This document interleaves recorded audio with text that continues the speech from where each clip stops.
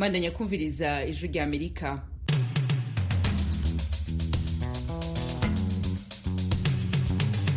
Radio ijwi rya Amerika isamira na Washington DC mu Kirundi no mu Kinyarwanda. Mu Burundi muyumva ku mirongo migufi ya shortwave kuri metero 19 na 22. Mu Rwanda muriko mutwumva kuri FM 104 n'ibice bitatu ijwi rya Amerika no kuri FM 88 n'ibice bitatu ya radio Inshuti ya Bose.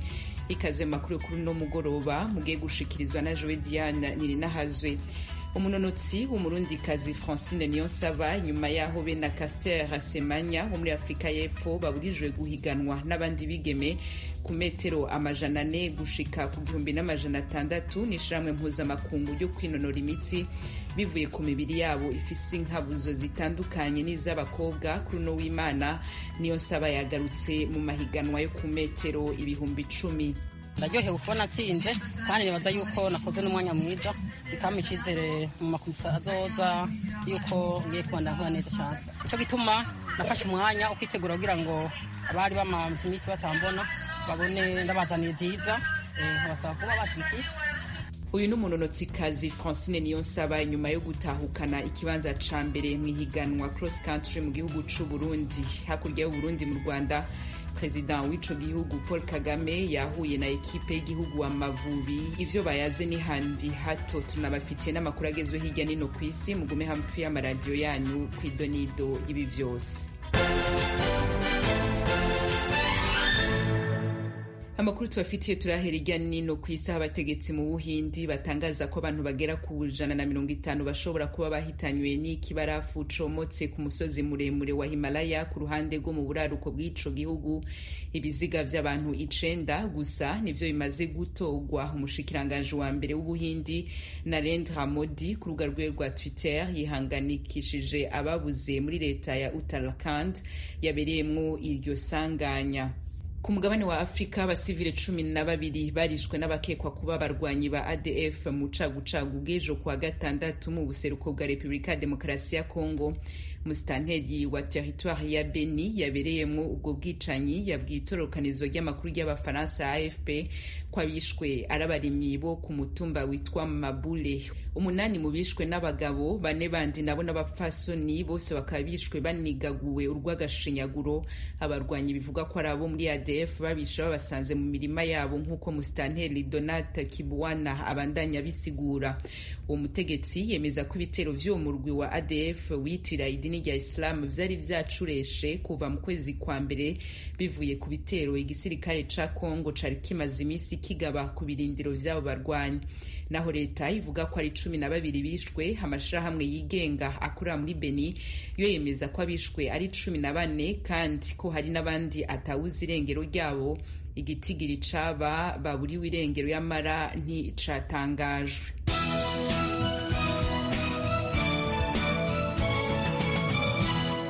Ijwi rya Amerika Washington DC mu Kirundi no mu Kinyarwanda turabandanya nagezweho irya nino kw'isi. Muri Myanmar ibihumbi n'ibihumbi vy'abanyagihugu bazindukiye mu myerekano yo kwiyamiriza ihirikwa ry'ubutegetsi ryakozwe n'abasirikare mu ndwi heze no gusaba irekurwa rya Aung San Suu Kyi yaheruka gutorwa nka president w'ico gihugu.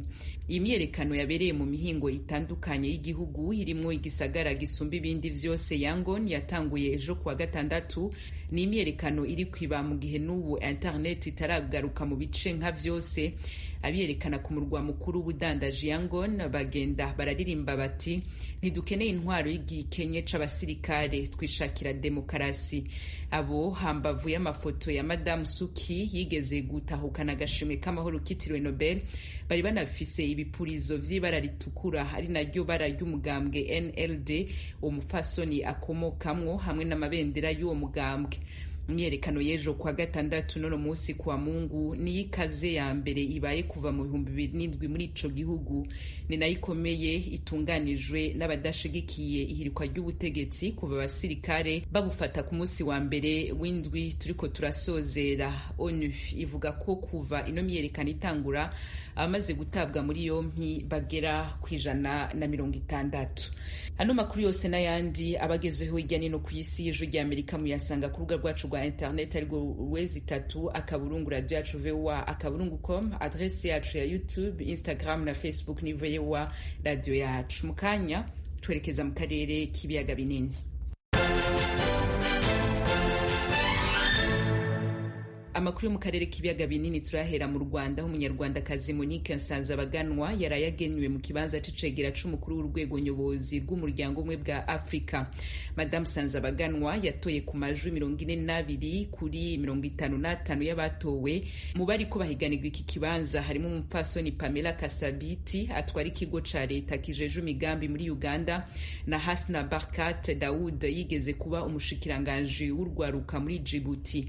Imbere yo kugenwa muri ayo mabanga, umupfasoni Nsanzabaganwa w'imyaka 50 kuva mu 2011 yarasanzwe ari icegera c'umukuru wa banki y'igihugu mu Rwanda BNR mu mpfunyapfunyo. Ayo mabanga yayagiyemwo inyuma yo kuba umushikiranganje ajejwe ivy'ubudandaji muri ico gihugu c'u Rwanda. Mu butumwa yacishe ku rubuga rwe rwa Twitter, Madame Nsanzabaganwa yanonosoye ivy'ubutunzi akaba nabifisemwo impamyabushobozi y'ikirenga. Yashimiye abakuru b'ibihugu bo mu muryango umwe bwa Afrika bagiriye icizere u Rwanda, yizeza kuzorangura neza imirimo ahawe. Monique Nsanzabaganwa atorewe manda y'imyaka 4, agiye kuba icegera c'umunyecad Musa Faki Mahamat, nawe yaraye atorewe manda ya 2 yo kuba umukuru w'urwego nyobozi rw'umuryango w'umwe bwa Afrika. Turaguma ku makuru avuga ku Rwanda, aho President w'ico gihugu Paul Kagame amaze guhura na ekipe y'igihugu Amavubi. Ku murongo wa telefone ndi kumwe na mugenzi wacu Jean-Claude Munyandinda bidukurikiraniye. Amahoro ngaho i Kigali mu Rwanda, Jean-Claude.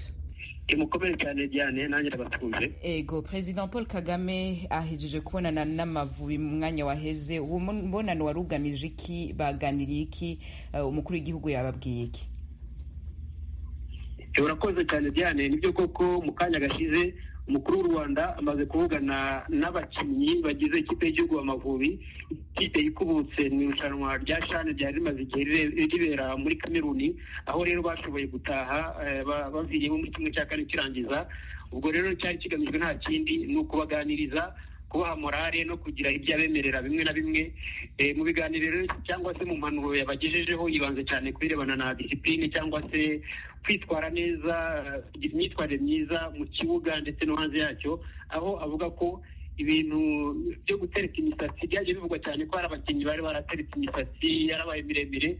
Avuga ko atari byiza cyane kuko akenshi abakinnyi bamwe na bamwe bajya mu kibuga aho kugira ngo bashishikazwe n'umupira bari gukina, ugasanga rimwe na rimwe barimo barifotoza bashishikajwe n'imisatsi yabo. Abagira inama rero yuko bajya bashyira umutima ku kazi barimo gukora, bakubaha n'abatoza babo, ndetse bakirinda biriya bintu bakunze gukoresha by'amarozi cyangwa se bya juju cyangwa se feye. Ni imyitwarire itari myiza, ivuga ko kame mu gukina bisaba gushyiramo imbaraga, kwitoza, kumvira amabwiriza y'umutoza kurusha uko bajya kwizera ziriya ngufu zo hanze zimwe bamwe bakunda kwizera, ariko we akavuga ko ibyo bintu nta gaciro bifite. Biriya bintu by'amarozi rero avuga ko bagomba kubyirinda byanze bikunze. Hambavu y'iyo myitwarire twokwita ko ari bwite ku muntu, imyitwarire yo mu kibuga nayo bariko barakina hari ico bayayivuzeko? Imyitwarire yayigarutseho cyane, avuga ko umukinnyi ni nk'umukozi, umukinnyi ni n'undi muntu wese ufite ikintu agamije, agomba rero kugendera ku mabwiriza ahabwa bamuyobora cyane baba ari abatoza. Yaboneyeho no gutanga urugero, avuga ko mu minsi yashize, mu myaka yashize, hari umutoza w'umunyamahanga watozaga ikipe y'igihugu Amavubi. Avuga ko byageze ubwo ashaka no gusezera mu ikipe y'igihugu kubera ko hari abakinnyi bamwe na bamwe yabonaga mu ikipe basa nk'aho batumvira, abakinnyi bashaka kwikuza, abakinnyi bashaka kwisumbukuruza, abakinnyi bashaka gutanga amabwiriza kandi hari umutoza. Icyo gihe rero uwo mutoza w'umunyamahanga yaravuze ati, nibyo koko mubemba neza, mufite umushahara mwiza, ariko sinakwihanganira imyitwarire ya bamwe mu bakinnyi mbona hano, abakinnyi bashaka kwikuza, abakinnyi bashaka gutanga amategeko. Ntabwo rero nakwihanganira gukomeza nkora akazi nitwa umutoza ku izina, ariko hari abakinnyi bananiranye bamvugiramo. Hari igihe yigeze kuvuga ko ahagaritse gukurikirana umukino w'umupira w'amaguru mu gihugu cy'u Rwanda. Ni iki catumye ahinduka akagaruka kuri uwo mukino w'umupira w'amaguru mu gihugu cy'u Rwanda, Jean-Claude? Nibyo koko Diane, mu myaka yashize umukuru w'igihugu yigeze kuvuga ko arambiwe rwose n'imyitwarire y'ikipe y'igihugu ndetse n'umupira w'amaguru mu Rwanda muri rusange, kubera ko abona ababishinzwe batabishyiraho umutima. gusa mu minsi yashize yagiye agaragaza ko nta kibazo bafitanye n'umukino w'umupira w'amaguru mu Rwanda, ko igihe bazumva koko bashaka gushyira imbaraga mu byo bakora azagaruka ndetse akanabafasha akabatera n'inkunga. ari niyo mpamvu rero yavuze ati nzabafasha. anabonaho no kubashimira yuko muri irushanwa rirangiye ryaberaga muri Kameruni bashoboye kugarukira muri 1/4 kirangiza. avuga ko rwose mu kibuga bitwaye neza no kuba baravuyemo. Perezida w'u Rwanda yavuze ko atemeranya ndetse n'umusifuzi wasifuye uriya mukino wahuje na Guinea Conakry ubwo basezererwaga muri 1/4 kirangiza. avuga ko rwose akazi bagombaga gukora ak'ingenzi baragakoze, arushaho no kubashishikaza avuga ati mukomeze umurego. anaboneraho ndetse abemerera n'agahimbazamusyi amafaranga atavuzwe umubare, ariko yavuze ko azabaha nyine ayo mafaranga yo kubashimira. ikindi yanabashishikarije gukomeza kwirinda virusi ya korona.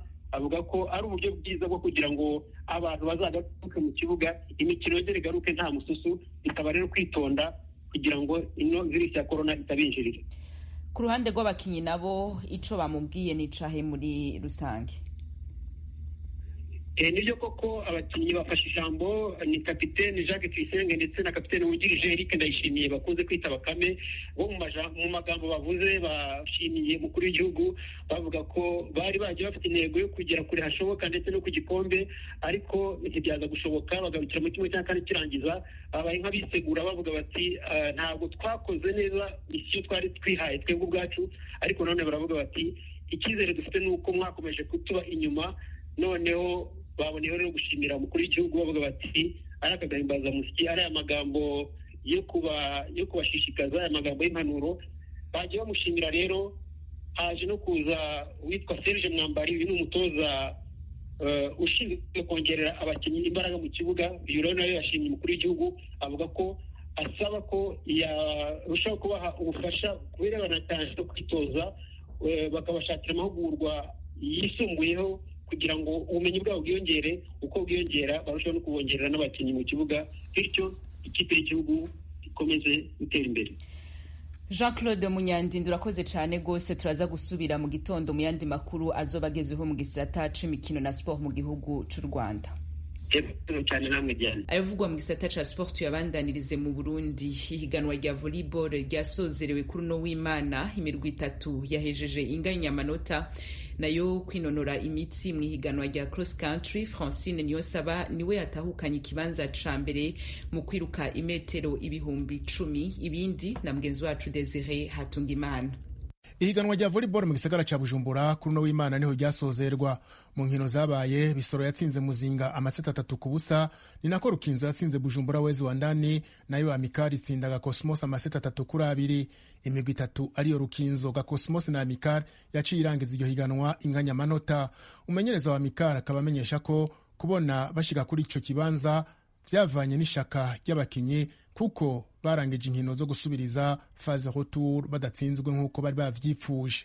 jewe kubw'iwanje kubyo nari nateguye muri iyi phase retour, kuko jewe phase natsinze matches 3 zibiri nazitsindwa na Rukinzo na Cosmos, ariko jewe ihangiro nari mfise kuri iyi phase retour, ihangiro ryari ryuko mpeza phase retour uko classement iba ko ariko kose ngize victoire 5-5. rero kubw'iwanje ndashimira abakinyi banje bo muri Amikari, nkashimira na staff ya Amikari twakoranye ko ico nashatse ndagishika. aba ndangije iyi phase retour nsinze match zose. rero ndahimbawe cyane gose kuko ibyo nateguye biragiye mu ngiro. niyo yari indoto yanje muri championnat yo muri Avabe. kugira rero hamenyekane uwa mbere urongoye ishyirahamwe rya volleyball mu gisagara ca Bujumbura Ngendakuriyo Claver yamenyesheje ijwi rya Amerika ko abantu borindira bakabanza gukora ibiharuro. mu kwinonora imitsi naho umunonotsi Francine Niyonsaba yaheruka kugaragara muri urwo rukino haraheze imyaka 3 kuko yafatiwe ibihano n'ishyirahamwe ryo kwinonora imitsi kw'isi bena Semenya Caster wa Afrika y'Epfo kuko umubiri wabo ufise ico utandukaniye n'iy'abandi bigeme bahiganwa hamwe bagasabwa guhiganwa ku metero ziri hejuru y'igihumbi n'amajana 600 mu gihe ku metero 800 atawabakoreramwo kuri uno w'Imana yaragaragaye ahiganwa ku metero 10,000 mu higanwa rya cross country ryatunganijwe n'ishyirahamwe ryo kwinonora imitsi mu Burundi. Niho yagaragaye uwo mwigeme akaba yabaye wa mbere akoresheje iminota 33 irenga gato. Yamenyesheje ko intego yiwe ari ugusubira mu higanwa rya Jeux Olympiques aho afise umudari w'ifeza ku metero 800. ubu kabaye n'akagira ngo ntangaci cese mega bamenyesha makuru mubibone yuko ubu natanguye kumenyeza imetero ndende guhera kuri 5 mm kuduga, kandi n'imeze iragenda neza. Ndaryohewe kubona nsinze kandi nibaza yuko nakoze n'umwanya mwiza, bikampa icizere mu makomisa azoza yuko ngiye kubandanya neza cyane. Ni ibyishimo, nico gituma nafashe umwanya ukwitegura kugira ngo abari bamaze iminsi batambona babone ndabazaniye byiza, nkabasaba kuba bashyigikiye.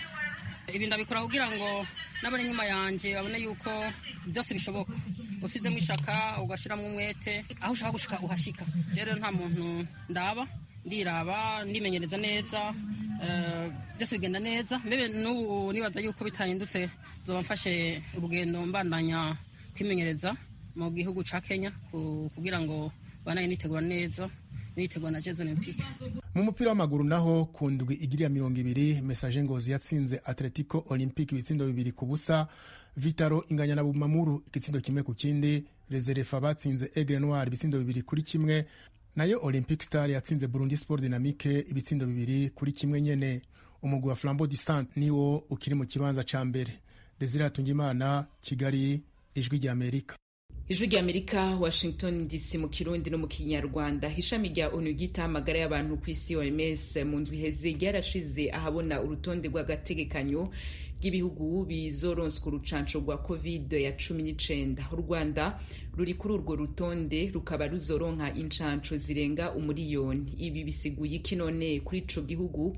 Mugenzi wacu Edi Rwema arabigaruka ko mu kiganiro n'umushikiranganje w'amagara y'abantu mu Rwanda Daniel Ngamije. Ishami ry'umuryango w'abibumbye ryita ku buzima OMS ku munsi w'ejo ryasohoye urutonde rw'agateganyo rw'inkingo za COVID-19 zizatangwa mu bihugu bitandukanye byo ku isi, bigizwe ahanini n'ibikennye n'ibindi bikiri mu nzira y'amajyambere. Ni muri gahunda yo gusaranganya inkingo ku isi izwi nka COVAX. U Rwanda ruzakira inkingo zigera hafi kuri 1,000,000 zirengaho gato. Ese ibi bivuze iki ku gihugu nk'u Rwanda? Mu kanya gashize nabiganiriyeho na Minisitiri w'Ubuzima Daniel Ngamije, aratangira atubwira uko bakiriye ayo makuru y'uko u Rwanda rugiye kwakira inkingo za COVID-19. Izi nkingo nk'uko ubivuze, tuzakira inkingo zirenzeho 1,000,000 mu cyiciro cya mbere cy'ibihugu bibonye inkingo mu buryo bwihuse biturutse mu cyitwa COVAX facility. Muri izo ngizo harimo ibihumbi 102 u Rwanda rubonye, ibihumbi 102,960 mu Rwanda rubonye inkingo za Pfizer mu bihugu bine byo muri Afurika birimo South Africa cyangwa se Afurika y'Epfo, harimo Tunisia, Cape Verde n'u Rwanda nyine. Akaba ari inkingo tubonye nyuma y'isesengurwa ryakozwe n'umuryango w'abibumbye wita ku buzima na Gavi ku myiteguro n'ibyasabwaga byose kugira ngo igihugu babashe kubona izo nkingo. Turazibona rero mu byiciro bibiri, ibihumbi 102,960 bizaboneka mu gice cy'uku kwezi turimo mu matariki 15, hanyuma ikindi gice cya kabiri 996 kiboneke mu mpera z'uku kwezi kwa kabiri. Nicyo navuga ku bijyanye n'inkingo tugiye kubona.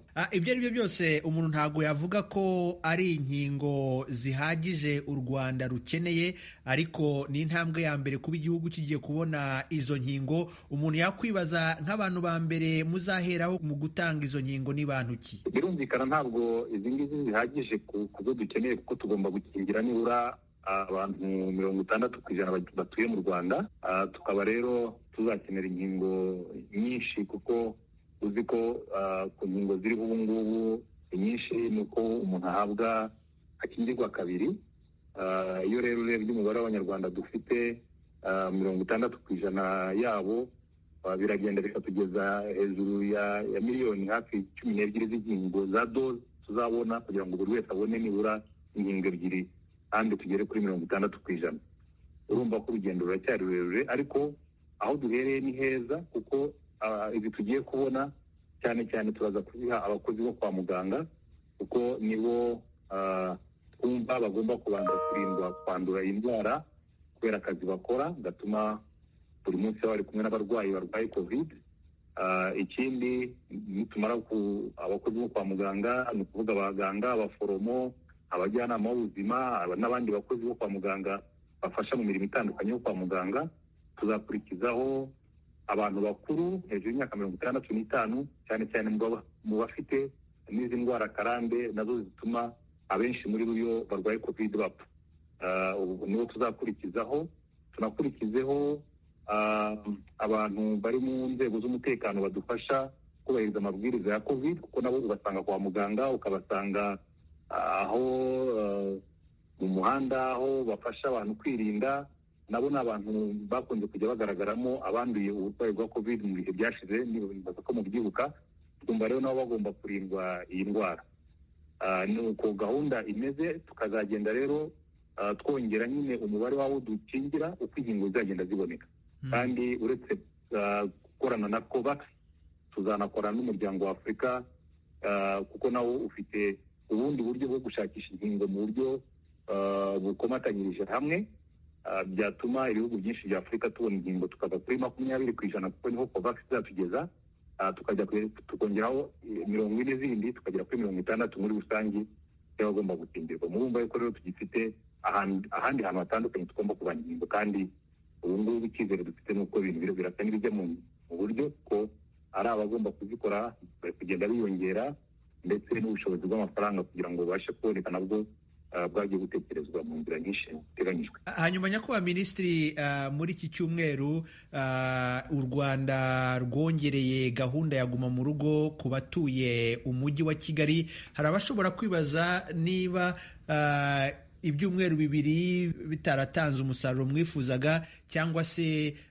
mwasanze uwo musaruro warabonetse ku buryo mwifuza ko wiyongera. Mwahereye kuki n'iki mwifuza kugeraho muri iki cyumweru kindi mwiyongereye? Twahereye ku bipimo byagaragaye nyuma y'ibyumweru bibiri bishize turi muri gahunda ya guma mu rugo, aho imbere ya guma mu rugo imibare y'abantu bari barwaye covid mu mujyi wa Kigali wasangaga iruta imibare y'abayirwaye mu gihugu hose.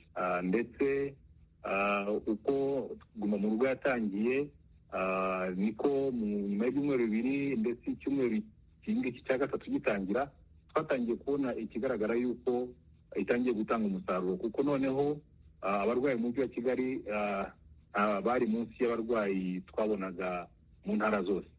Noneho n'abantu bahitwanaga n'indwara, urebye mu byumweru bibanziriza kuguma mu rugo ndetse na guma mu rugo igitangira, bigereranyije n'iki cyumweru cya nyuma habayeho kugabanuka kugeze kuri 36% kw'abicwaga n'indwara kubera kwitabwaho hakiri kare, imiti yagiye iboneka kugira ngo tubiteho kurushaho, ndetse n'ubundi buryo bwose bwatunganyije kugira ngo abarwayi bafite covid-19 babashe kwitabwaho hakiri kare cyane mu mavuriro asanzwe ndetse no mu mavuriro yabugenewe. Ibi byose bigaragara yuko byari bitangiye gutanga umusaruro. Twumva rero kongeraho icyumweru kimwe ari kugira ngo dushimangire neza inyungu twari tumaze kubona muri guma mu rugo.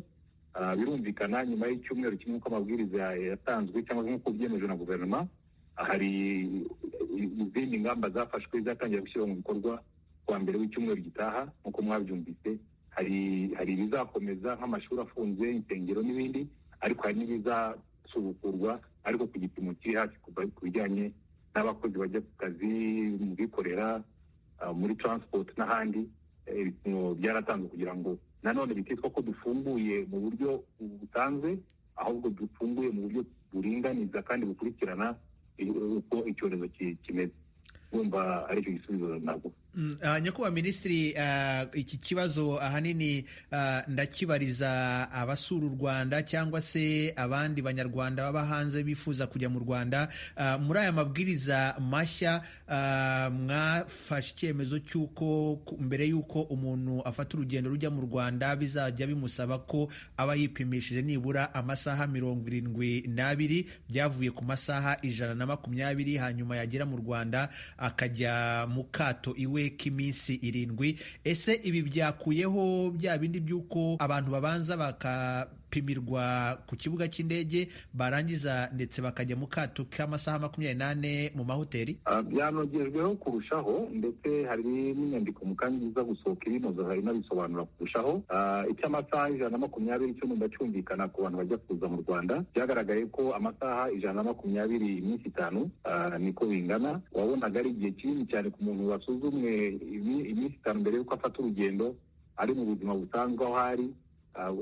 Byagaragaraga yuko ashobora kwandura, kandi twari dutangiye no kubibona kuko mbere ntabwo twabonaga abantu benshi banduye mu baje bafite certificate yerekana ko batarwaye, ariko igihe cyarageze mu kwezi gushize ugatangira kubona abantu 2, 3, 4 banduye kandi bafite icyangombwa cyerekana ko bisuzumishije mu minsi 5 mbere yuko bahaguruka. Bivuze ngo nyuma yo kwisuzumisha haboneka abandura, ariko tukaza kubimenyera ahangaha bahageze.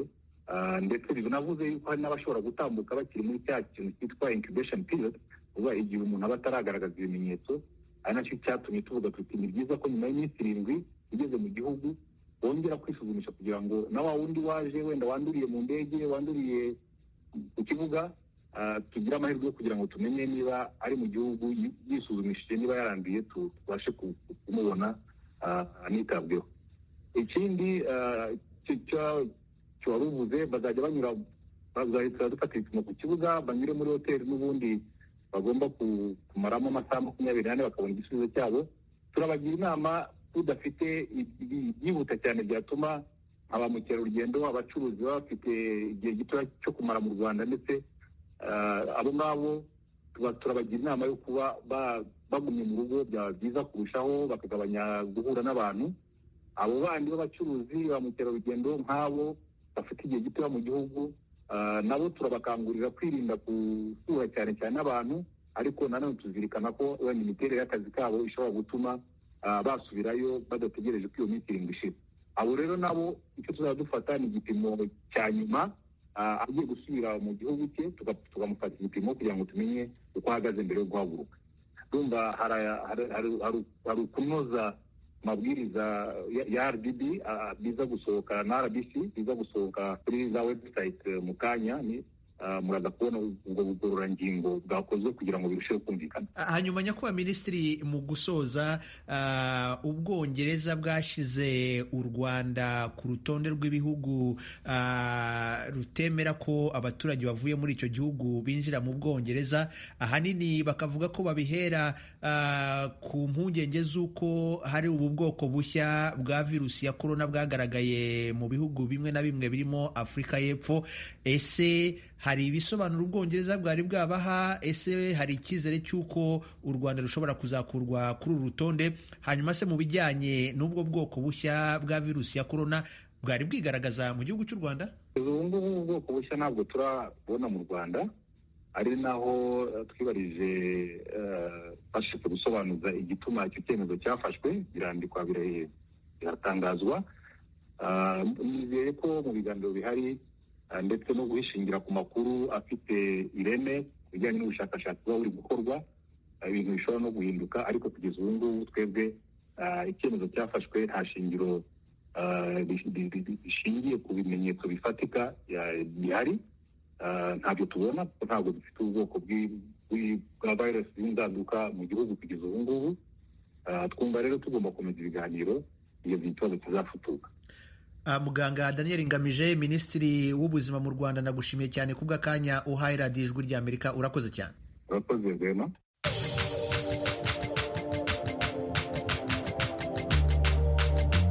Mu munota umwe gusa uramenya amakuru y'Afurika kuri radiyo Ijwi ry'Amerika buri munsi. Kurikira video y'umunota umwe ku Ijwi ry'Amerika. ni ku rubuga rwa Facebook rw'Ijwi rya Amerika. Adresi ni VOA radio yacu.